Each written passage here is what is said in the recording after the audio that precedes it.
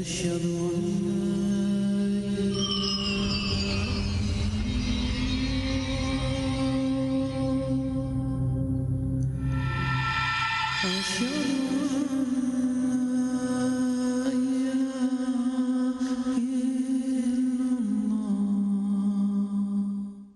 بسم اللہ الرحمن الرحیم۔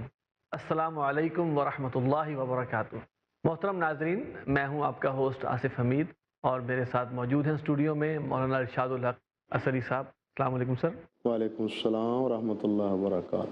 ناظرین، نماز کے موضوع پر ہم الحمدللہ بہت سے پروگرام کر چکے ہیں اور یہ ہمارا اس حوالے سے آخری پروگرام ہے، تو اس میں ہم ایک خاص بات کی طرف توجہ دلانا چاہیں گے آپ لوگوں کی بھی، اور خود سمجھنا چاہیں گے کہ نماز ہم پڑھتے ہیں، بعض اوقات کوئی ایک سیکنڈ ایسا مل جاتا ہے کہ ہم سمجھتے ہیں کہ ہمیں کچھ خاص ہم پہ کیفیت طاری ہوئی ہے نماز کے دوران، ورنہ اکثر اوقات میں تو ہم کوئی دنیاوی حساب کتاب ہی نہ بیٹھ رہے ہوتے ہیں۔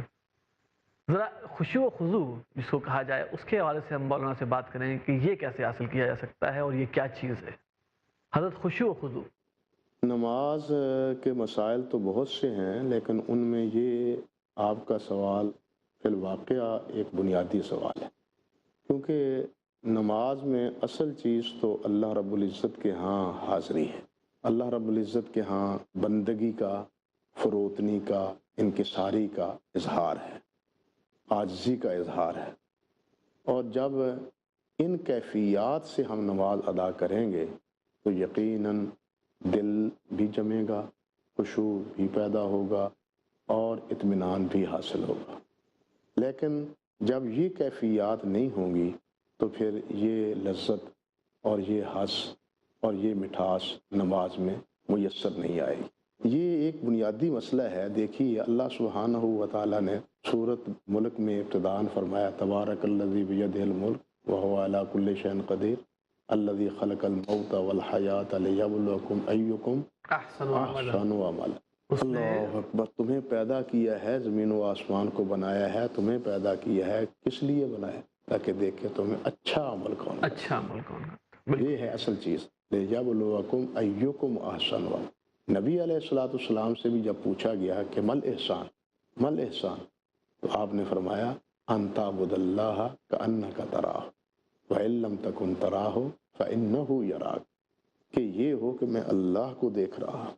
یہ مسئلہ بڑا مشکل ہے کہ تم اللہ کی بندگی ایسے کرو گویا کہ تم اس کو دیکھ رہے ہو، اور اگر یہ نہیں تو یہ ضرور احساس ہو کہ وہ تمہیں دیکھ رہا ہے، وہ مجھے دیکھ رہا ہے۔ یعنی یہ کیفیت، ایک انسان اپنے محبوب کو دیکھتا ہے تو پورے انہماک سے، وہ ادھر ادھر اس کی کوئی توجہ نہیں ہوتی، لیکن وہ تو محبوبوں کا محبوب ہے، وہ تو سب خوبصورتوں سے خوبصورت ہے، سب صورتی ہیں تو سب اسی نے بنائی ہیں۔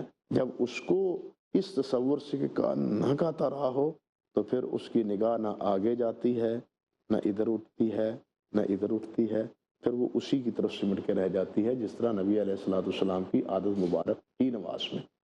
تو اصل چیز آسن، ہم بھاگے ہوئے ہیں اکثر و عمل میں۔ اکثر و عمل بھی تبھی مطلوب ہے جب اس میں حسن ہو، لیکن اگر اکثر عمل میں حسن نہیں ہے تو وہ اللہ رب العزت کے ہاں پسندیدہ نہیں ہے، پسندیدہ نہیں ہے۔ اصل چیز تو اللہ کے ہاں محبوبیت ہے، جس کی تحسین۔ یہ تو بڑی عجیب بات آپ نے چھیڑ دی، میں اپنے موضوع ہی پر رہتا ہوں۔ اللہ رحمت فرمائے۔ دیکھیے خشوع کے بارے میں جہاں اللہ سبحانہ و تعالیٰ نے نماز کی حفاظت کا حکم دیا، نماز پر مداومت کا حکم دیا، وہاں یہ بنیادی طور پر فرمایا قد افلح المؤمنون الذین هم فی صلاتهم خاشعون۔ فلاح وہ پائیں گے جو اپنی نماز میں خشوع و خضوع کا اہتمام کریں گے۔ اب نہ ہمارے رکوع میں اطمینان، نہ ہمارے سجدے میں اطمینان، نہ ہمارے قیام میں اطمینان۔ حدیث میں آتا ہے، نبی علیہ السلام سے مروی ہے، آپ نے فرمایا، حضرت حذیفہ سے بھی یہ بات منقول ہے کہ جو آدمی رکوع اور سجود میں اطمینان نہیں کرتا، اگر اسی طرح نماز پڑھتا رہ گیا، حضرت حذیفہ فرماتی ہے لو متا، اگر تو اس کو دیکھا نا جس کو پڑھتے ہوئے، اگر تو فوت ہو جائے، لمتا علی غیر سنت رسول اللہ صلی اللہ علیہ وسلم، اگر تو اسی حالت میں نماز پڑھتا ہوا فوت ہو گیا تو رسول اللہ صلی اللہ علیہ وسلم کے طریقے پر نماز پڑھتا ہوا فوت نہیں ہوگا۔ بلکہ ایک حدیث میں تو یہ بھی آیا ہے کہ لا تجزئ صلاۃ، وہ نماز کافی نہیں ہے جس میں رکوع اور سجدے میں اعتدال نہ کیا جائے۔ اب دیکھیے منافقوں کی نماز کی حکایت نبی علیہ الصلوۃ والسلام نے حدیث میں بھی آیا، قرآن مجید میں بھی آیا۔ نبی علیہ الصلوۃ والسلام نے فرمایا منافق بیٹھا رہتا ہے، جب وہ غروب آفتاب کا وقت آتا ہے تو وہ مرغے کی طرح دو ٹھونگے لگاتا ہے، وہ ٹھونگے لگاتا ہے کوے کی طرح یا مرغے کی طرح، اور فارغ ہو جاتا ہے۔ قرآن مجید میں بھی اللہ تعالیٰ سبحانہ و تعالیٰ نے اذا قاموا الی الصلاۃ قاموا کسالى یراؤون الناس ولا یذکرون اللہ الا قلیلا، کہ وہ نماز کے لیے اٹھتے ہیں تو بدے رتے، وہ خوشی سے نہیں آتے، سستی سے بدے ہوئے، گھٹن محسوس ہوتی ہے ان کو۔ یراؤون الناس، لوگوں کو دکھانے کے لیے بھی ہم بھی نماز پڑھتے ہیں، لیکن ولا یذکرون اللہ الا قلیلا، نماز اللہ کا ذکر نہیں۔ اللہ کہ نماز تو اقیم الصلاۃ علیہ ذکر ہی ہے، لیکن وہ ان کے اس ذکر میں بڑا تھوڑا وقت لگاتے ہیں۔ یہ منافق کی نماز نبی صلی اللہ علیہ وسلم نے بھی اس کا نقشہ بتلایا قرآن مجید، اور یہی وجہ ہے نا کہ منافق یراؤن الناس ہے۔ اسی لیے آپ نے فرمایا کہ منافق پر صبح کی اور عشاء کی نماز بہت بھاری ہے، کیونکہ اس وقت دیکھنے والے لوگ نہیں ہوتے ہیں اندھیرے میں، اس وقت اب تو روشنی ہوتی ہے، اس وقت تو اندھیرا ہوتا ہے، اب کون آ رہا ہے کون نہیں جا رہا۔ لیکن ان دونوں نمازوں کے لیے تھوڑی زیادہ محنت درکار ہوتی ہے، زیادہ اپنے اوپر جبر درکار ہوتا جی ہے۔ ہاں، تو اس لیے بہرحال یہ ایک منافق کا انداز ہے کہ نہ رکوع صحیح کیا جائے اطمینان سے، نہ سجدہ اطمینان سے نہ کیا جائے، کووں کی طرح یا مرغے کی طرح ٹھونگے لگا دیے جائیں اور نماز پڑھ لی جائے۔ یہ نماز اللہ سبحانہ و تعالیٰ کے ہاں مقبول نہیں تو ہے۔ خشوع و خضوع کے بلکہ لیے میں آتا ہوں اس طرف بھی میرے بھائی، اسی لیے علماء نے یہ کہا ہے کہ جس طرح رکوع اور سجود فرض ہیں، اسی طرح رکوع اور سجود میں اطمینان بھی فرض، اس کے بغیر۔ اور خشوع کس کو کہتے ہیں؟ شیخ الطائفہ جنید بغدادی رحمۃ اللہ علیہ نے بڑا ایک اچھا سا جملہ استعمال فرمایا ہے، وہ فرماتے ہیں تذلل القلوب الی علام الغیوب۔ خشوع کیا ہے؟ تذلل القلوب الی علام الغیوب، اس علام الغیوب کے لیے اپنے دل کو بالکل حقیر اور کمزور سمجھ لینا، ذلیل سمجھ لینا، عاجز سمجھ لینا، منکسر سمجھ لینا، انکساری سمجھ لینا، یہ ہے خشوع۔ خشوع قلب کی کیفیت یہ ہے کہ انسان میں اللہ رب العزت کی عظمت، اس کے جلال کی ہیبت طاری ہو جائے، اور اس دل کے اثر پر اس کے جوارح اعضاء پر بھی اثر ہو اور اس کے اعضاء بھی ڈھیلے پڑ جائیں۔ حضرت حسن بصری رحمۃ اللہ علیہ یہی فرماتے ہیں، بلکہ وہ ساتھ یہ بھی ہے کہ اصل خشوع دل ہے، اعضاء اس کا مظہر ہیں۔ اگر دل میں خشوع نہیں ہے، اعضاء اور آنکھیں ساری صرف جھکا ہوا ہے، تو یہ جھکاؤ بھی منافقت پر مبنی ہے۔ اصل خشوع کا تعلق دل سے ہے۔ اللہ سبحانہ و تعالیٰ کے پیارے پیغمبر علیہ الصلوۃ والسلام نے فرمایا ہے نا کہ ان اللہ لا ينظر الى صورکم ولا الى اموالکم ولکن ينظر الى ما فی قلوبکم واعمالکم۔ اللہ تمہاری شکلوں اور تمہارے مالوں کو نہیں دیکھتا، اللہ تمہارے دلوں کو اور تمہارے اعمال کو دیکھتا ہے۔ اصل چیز تو یہ ہے کہ تم اس تھالی میں کیا لے کے آئے ہو۔ ابراہیم علیہ السلام نے بھی فرمایا تھا نا کہ قیامت کے دن، قیامت کی گھڑیوں سے کون بچے گا؟ الا من اتى اللہ بقلب سلیم، جو اللہ رب العزت کے ہاں سالم قلب لے کے جائے گا۔ تو یہ سلامتی، یہ قلب کیا ہے؟ یہی تمام چیزوں سے بچا کے اپنے دل کو اللہ کے لیے مختص کر لینا، یہ ہے خشوع۔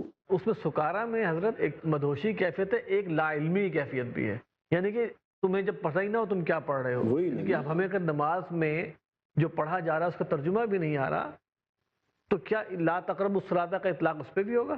میں عرض کرتا ہوں، یہ ساری باتیں عرض کرتا ہوں انشاءاللہ اللہ کی توفیق سے۔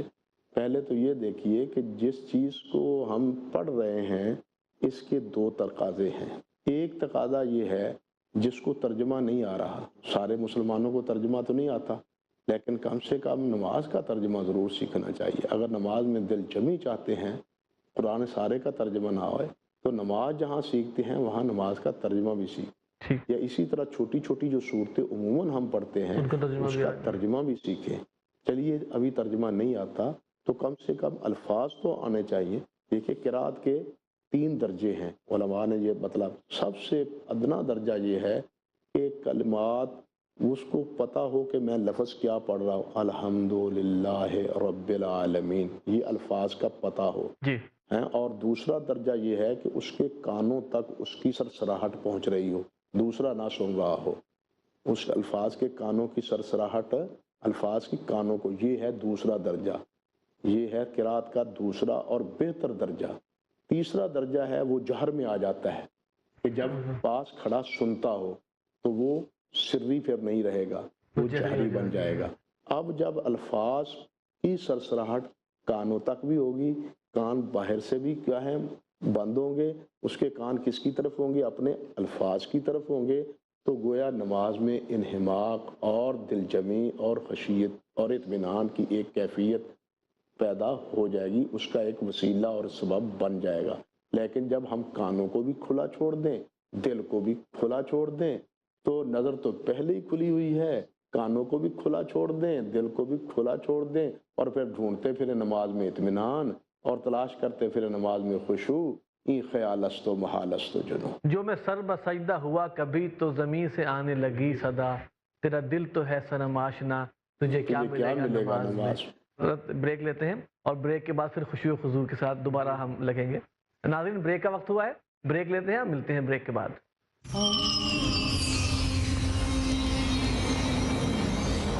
ویلکم بیک ناظرین، حضرت خشوع و خضوع۔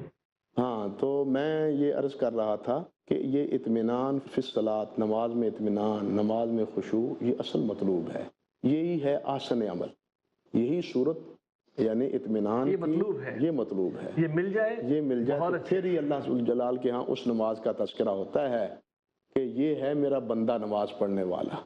مالا الاعلیٰ میں اللہ رب العزت اس بندے کا ذکر فرماتے ہیں۔ اس میں ایک تھوڑا سا پریشانی کا ایلیمنٹ یہ آتا ہے کہ خیال ذہن میں آنے شروع ہو گئے ہیں، اب انسان روک بھی نہیں سکتا ان کو۔ میں عرض کرتا ہوں، ان کا آنا جو ہے وہ فطری بہت ہے۔ اچھا سوال ہے آپ کا، بہت اچھا سوال ہے، اور یہ اکثر ساتھی سوال کرتے ہیں۔ دیکھیے، ایک ہے خیالات کا آنا، ایک ہے خیالات کا لانا۔ یہ دل ہے جی ٹی روڈ جس کو ہم کہتے ہیں، مین سڑک، یہ کیا بولتے ہیں؟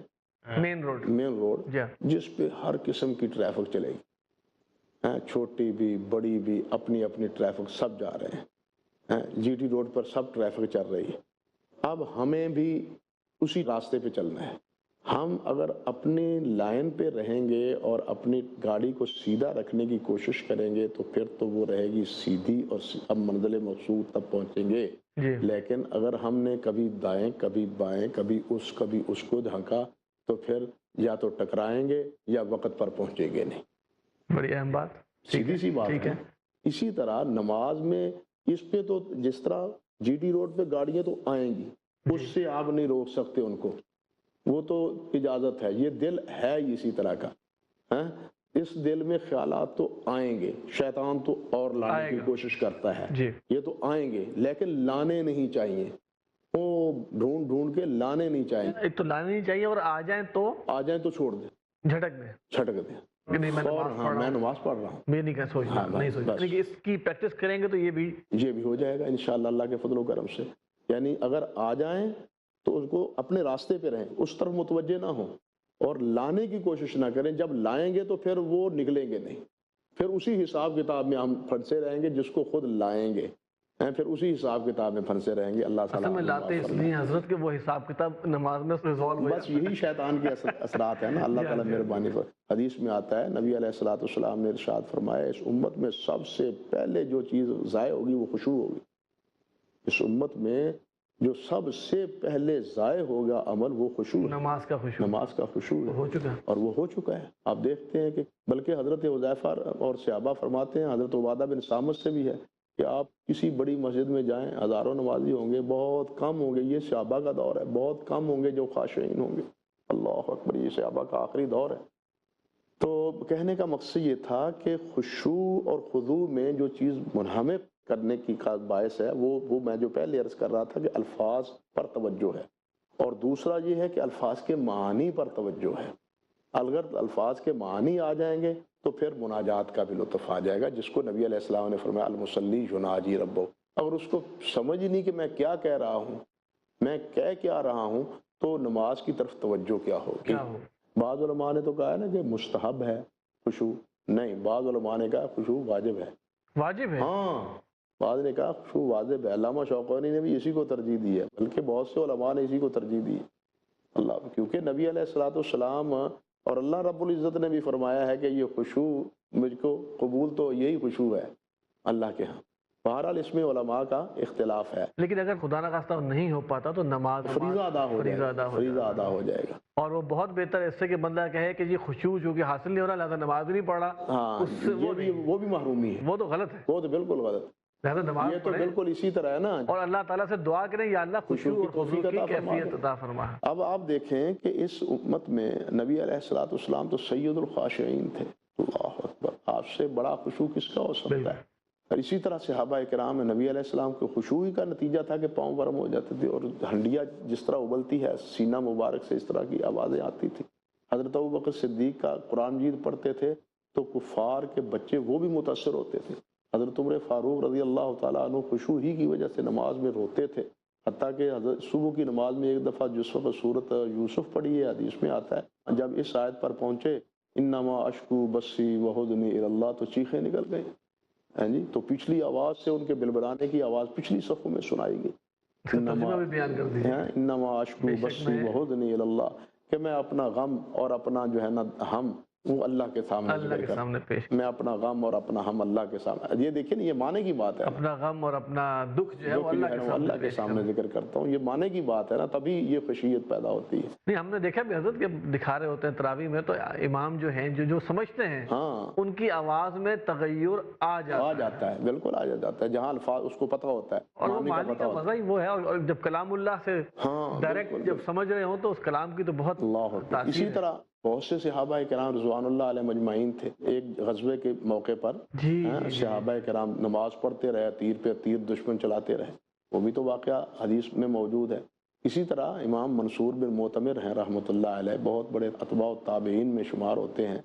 ان کے بارے میں تو یہاں تک ہے کہ اگر انہیں موت کا فرشتہ آ کے کہہ دے کہ شام کو تمہاری موت ہے تو شام سے پہلے وہ کوئی اور ایسا نیکی کا عمل اپنا اضافہ نہیں کر سکیں گے جو پہلے وہ نہیں کرتے ہوں. یعنی ان کی زندگی اتنی پارسائی میں اور اطاعت گزاری میں ہے کہ وہ اپنی نیکیوں میں کوئی اور اضافہ کر نہیں سکیں گے اگر فرشتہ آ کے بتلا بھی دے کہ اس وقت تیری موت آنے والی. اللہ اکبر, کتنی پاکیزہ زندگی امام منصور بن معتمر رحمۃ اللہ علیہ. اللہ اکبر کبیرہ. وہ نماز پڑھتے صبح کی رات کو, تو پڑوس میں جو تھی نا ماں بیٹی, وہ دونوں عمر گزر گئی اسی طرح نوافل پڑھتے ہوئے, تو وہ ایک جب فوت ہو گیا تو وہ بیٹی پوچھنے لگی اماں جی یہاں میں ایک لکڑی کھڑی ہوئی دیکھتی تھی, وہ اب لکڑی نہیں ہے. وہ بیٹی وہ لکڑی نہیں تھی, وہ منصور بن معتمر تھے اور وہ اب فوت ہو گئے. اچھا وہ اتنا لمبا قیام کرتے تھے, مجھے تو سمجھ آتی تھی کہ وہ لکڑی ہے کھڑی ہوئی. اللہ اکبر. اچھا اماں جی آج کے بعد میں بھی اللہ کے حضور کھڑی ہوں گی. دیکھیے نا ان کے قیام سے دوسرے کو اللہ تعالیٰ نے ہدایت عطا فرما دی. ہاں جی, یہ ہے اللہ کے نیک بندوں کی بات. حضرت امام بخاری رحمۃ اللہ علیہ کے بارے میں معروف ہے, حافظ ابن حجر نے, خطیب بغدادی نے, سب نے لکھا ہے کہ امام بخاری رحمۃ اللہ علیہ باغ میں کھڑے تھے اور جناب نماز سے فارغ ہو کے شاگرد سے کہا یار یہ کپڑا اٹھا کے دیکھو نا پیچھے کیا ہے, تو پیچھے 16 ڈنگ مارے ہیں بھیڑ نے, اور امام بخاری نے نماز کو نہیں چھوڑا. اللہ اکبر. ہمارے تھے یہ مکھی بیٹھ جاتی ہے ناک پر یا کان پر تو ہمیں بے چین کر دیتی ہے اور بے قرار کر دیتی ہے. ہاں جی, اللہ اندازہ کیجئے کہ ان کی نمازیں کیا کہتے ہیں نا کہ ہر نماز کو اس طرح پڑھو گویا کہ شاید یہ آخری نماز. تو پھر یہ بھی خشوع و خضوع کے لیے کہ ہو سکتا ہے اس کے بعد اللہ تعالیٰ سے ملاقات ہو, اس سے پہلے کی نماز ہر نماز میں حضرت زین العابدین رحمۃ اللہ علیہ کے لکھا ہے کہ ان کے صدقے خیرات کا پتہ ان کی وفات کے بعد چلا. ایسا ہی وہ غسل جب کیا تو کندھے پہ جو وزن اٹھاتے تھے اس کے نشان بنے ہوئے تھے, اور جن کے گھروں میں رات کو چوری چھپے, آج کل تو ہم صدقے کرتے ہیں نا, خیراتیں کرتے ہیں, پتہ نہیں کیا کچھ کرتے ہیں اور پھر اشتہار دیتے ہیں, اللہ معاف فرمائے, وہ راتوں کو ان کے گھروں میں پھینک آتے تھے. فقراء مساکین, آٹا ہے تو وہ, دالیں ہیں تو وہ, یہ چیزیں راشن, وہ دروازہ کھٹکھٹا کے نہیں دیتے تھے. اللہ کے جس کو کہتے وہی ان کے پر فدا ہونے کے لیے تیار تھا. ہاں جی, لیکن کیا اللہ اکبر, خود اٹھاتے ہیں اور رات کو دیوار کے اوپر سے آرام سے اندر. اچھا چونکہ وقت تھوڑا سا کم رہ گیا, ایک دو چیزیں بڑی اہم ہیں یہاں, میں ایک بات ان کی ہی کر لوں, باقی تو بہت سی باتیں ہیں. اب ان کے ہاں کیا ہوا, گھر میں آگ لگ گئی, شور پڑ گیا, وہ نماز پڑھ رہے ہیں, شور پڑ گیا, اللہ اکبر, انہیں کوئی خبر نہیں. جب نماز سے فارغ ہوئے تو کیا آگ لگی ہوئی ہے, تو آپ کو پتہ نہیں, ہم تو بھاگے بھی شور کر رہے ہیں, آگ آگ آگ. نے کہا آخرت کی آگ یاد آ رہی تھی اس لیے دنیا کی آگ ہی بھول گیا. یہ تھی ان کی نماز کی کیفیت. اور یہی حضرت عبداللہ بن زبیر کی نماز کی کیفیت ہے, یہی امام محمد بن نصر مروزی کی نماز کی کیفیت ہے, یہی دوسرے ائمہ کی نمازوں کی کیفیت ہے. تو یہ خشوع اور خضوع کا موضوع تو بڑا ہی دلچسپ, اور ان حضرات جو ہمارے اسلاف ہیں, حتیٰ کہ یہ قریبی دور میں حضرت سید عبداللہ غزنوی رحمۃ اللہ علیہ نماز پڑھ رہے تھے, نماز سے فارغ ہوئے, بارش ہو رہی تھی سر, تو کہنے لگے بارش ہو, واللہ عبداللہ خبر نہ شد, بارش ہو گئی, خبر نہیں ہوئی, مجھے پتہ نہیں چلا. یہ ہمارے مولانا محمد حسن صاحب جامعہ اشرفیہ لاہور کے, جانتے ہوں گے آپ, اب ان کا آپریشن ہوا ہے, تو بالکل عروہ بن زبیر رحمۃ اللہ علیہ کی طرح ان کو بھی انہوں نے کہا بھائی نہیں, میں کوئی دوائی ایسی نہیں سونگوں گا جس سے بے ہوشی طاری ہو جائے. ان کی ٹانگ بھی اسی طرح, نماز انہوں نے نیند دی اور انہوں نے ٹانگ کاٹ دی. نماز کے خشوع و خضوع کا آج کل ماڈرن دور میں بیڑا غرق موبائل فون بھی کرتا ہے. اور میں وقت محدود ہے, میں یہ پوچھنا چاہ رہا ہوں کہ اگر اول تو بند کرنا چاہیے موبائل فون کو نماز سے پہلے, لیکن اگر وہ کسی کا بول جائے, رنگ ہو جائے, تو اس کو چاہیے کہ وہ اس کو فوری طور پہ بند کرے, بالکل اس کو تاکہ بند باقی کرے, لوگوں کی نماز خراب نہ ہو. بالکل اس کو بند کرے, اس سے نماز نہیں ٹوٹے گی. بالکل نماز نہیں ٹوٹے گی, اس کو بند کرنا چاہیے. اگر وہ ٹر ٹر کرنا شروع کر دے, اس کے فائدے بھی بڑے ہیں, اس کا بڑا نقصان یہ نماز ہے, اور بڑا نقصان یہ ہے کہ اس نے جھوٹ بولنا سکھا دیا. اور ستم بالا ستم یہ ہے کہ بیل جو ہے وہ کسی گانے کی رنگ ٹون بنتی ہے, تو نماز کا بیڑا سارے نمازی تو رنگ ٹون بھی خدارہ جو ہے لوگوں سے تمام اپیل ہے کہ رنگ ٹون میں میوزیکل نہ رکھیے. بھائی حضرت عثمان غنی کے دور میں ایک صحابی تھے, ان کا باغیچہ تھا. میں کیا عرض کروں آپ سے, وقت آپ بار بار وقت کا حوالہ دے رہے ہیں, اس میں تو اتنی باتیں ہیں کہ ایک اور کچھ چاہیے. تو ان کے باغیچے میں نماز پڑھی, ان کی نظر باغ کی طرف, پھلدار تھا, ہریالی تھی, دفاع انسان تھے, باغ کی طرف نظر چلے گئی. اب بھول گئے کس رکعت میں تھے. جب وہ دوبارہ انہوں نے نماز پڑھی, سجدہ صاحب کیا, نماز سے فارغ ہوئے, حضرت عثمان غنی کے پاس چلے گئے. امام مالک نے موطا میں ذکر کیا اس کو, امام مالک نے, اور جا کے حضرت عثمان سے کہا جی یہ میرا باغ ہے, بیت المال میں اس کو وقف کرتا ہوں, اس نے تو میری نماز ضائع کر دی. اللہ, یہاں کیا حال ہے. اور پھر وہ باغ بکا 50,000 کا. موطا میں ہے کہ 50,000 کی کرنسی کم سے کم درہم تھی نا, دو ہی تو کرنسیاں تھیں, درہم تھی یا دینار تھی. 50 کم سے کم بھی سمجھے 50,000 درہم کا باغ بکا, جو بیت المال میں اور فقراء اور مساکین میں تبدیل کر دیا گیا, جن کو نماز کی خشوع کا احساس تھا. اب تو یہ موبائل ہے, موبائل کو نہ ہم گھر چھوڑنے کے لیے تیار ہیں, نہ دفتر میں رکھنے کے لیے تیار ہیں. مسجد میں آئیں تو ہم ہر نماز کے پہلے کہتے ہیں تکبیر کے وقت بھائی موبائل اپنے بند کر لیں, پھر بھی بند نہیں کرتے.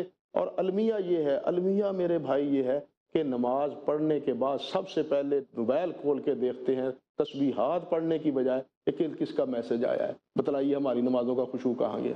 اللہ تعالیٰ ہماری حالت پر رحم کرے. حضرت آپ کی تشریف آوری کا بہت شکریہ. ناظرین, بہت ہی اہم گفتگو تھی آج خشوع و خضوع کے حوالے سے, اور اس دعا پہ ہم اپنے پروگرام کا اختتام کرتے ہیں کہ اللہ تعالیٰ ہمیں صحیح معنوں میں خشوع و خضوع عطا فرمائے. السلام علیکم ورحمۃ اللہ وبرکاتہ.